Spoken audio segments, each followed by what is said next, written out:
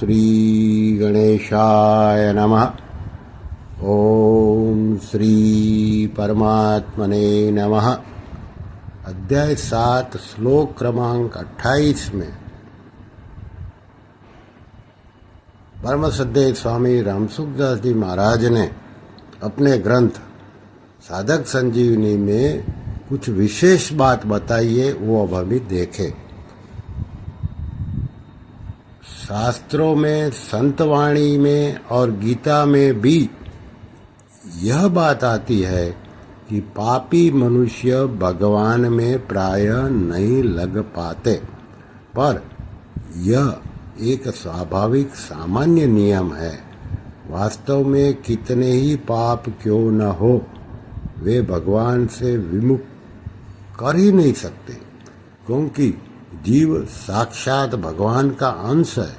अतः उसकी शुद्धि पापों से आच्छादित भले ही हो जाए, पर मिट नहीं सकती। इसलिए दुराचारी भी दुराचार छोड़कर भगवान के भजन में लग जाए तो बहुत जल्दी धर्मात्मा यानी कि भक्त हो जाता है। जैसे गीता के 9वें अध्याय के 30वें श्लोक में कहा, क्षिप्रम भवति धर्मात्मा। अतः मनुष्य को कभी भी ऐसा नहीं मानना चाहिए कि पुराने पापों के कारण मेरे से भजन नहीं हो रहा है, क्योंकि पुराने पाप केवल प्रतिकूल परिस्थितियां फल देने के लिए होते हैं, भजन में बाधा देने के लिए नहीं। प्रतिकूल परिस्थिति देकर वे पाप नष्ट हो जाते हैं। अगर ऐसा मान लिया जाए कि पापों के कारण ही भजन नहीं होता, तो गीता के 9वें अध्याय के 30वें श्लोक में अपि चेत् सुदुराचारो भजते मामन्य भाग, मतलब दुराचारी से दुराचारी पुरुष अनन्य भाव से मेरा भजन करता है, यह कहना बन नहीं सकता। पापों के कारण अगर भजन ध्यान में बाधा लग जाए तो बड़ी मुश्किल हो जाएगी, क्योंकि बिना पाप के कोई प्राणी है ही नहीं। पाप पुण्य से ही मनुष्य शरीर मिलता है। इससे सिद्ध होता है कि पुराने पाप भजन में बाधक नहीं हो सकते। इसलिए जो दृढ़व्रती पुरुष भगवान के शरण होकर वर्तमान में भगवान के भजन में लग जाते हैं, उनके पुराने पापों का अंत हो जाता है। मनुष्य शरीर भजन करने के लिए ही मिला है।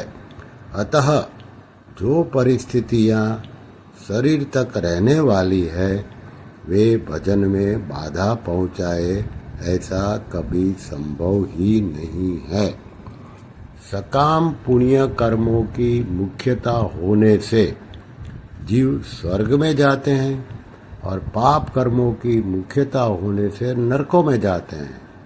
परंतु भगवान विशेष कृपा करके पापों और पुण्यों का पूरा फल भोग न होने पर भी, अर्थात 84 लाख योनियों के बीच में ही जीव को मनुष्य शरीर दे देते हैं।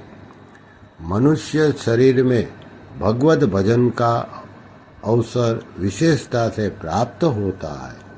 अतः मनुष्य शरीर प्राप्त होने पर भगवत प्राप्ति की तरफ से कभी निराश नहीं होना चाहिए, क्योंकि भगवत प्राप्ति के लिए ही मनुष्य शरीर मिलता है।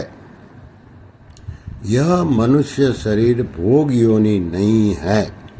इसको सामान्यतः कर्म योनि कहते हैं, परंतु संतों की वाणी और सिद्धांतों के अनुसार मनुष्य शरीर केवल भगवत प्राप्ति के लिए ही है।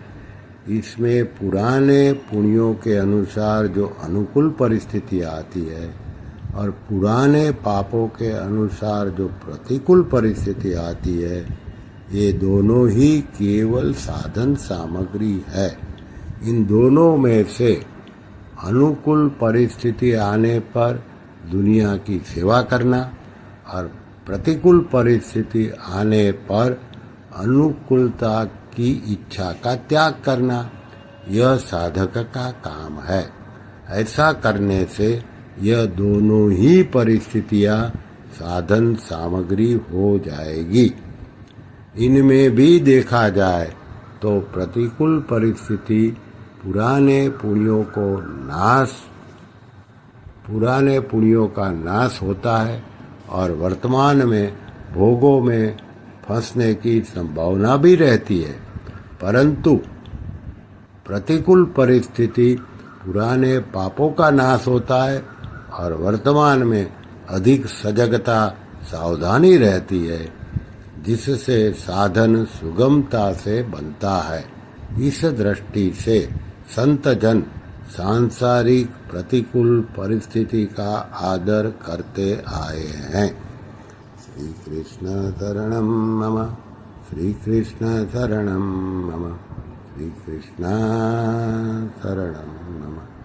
ओम श्री कृष्णार्पणमस्तु।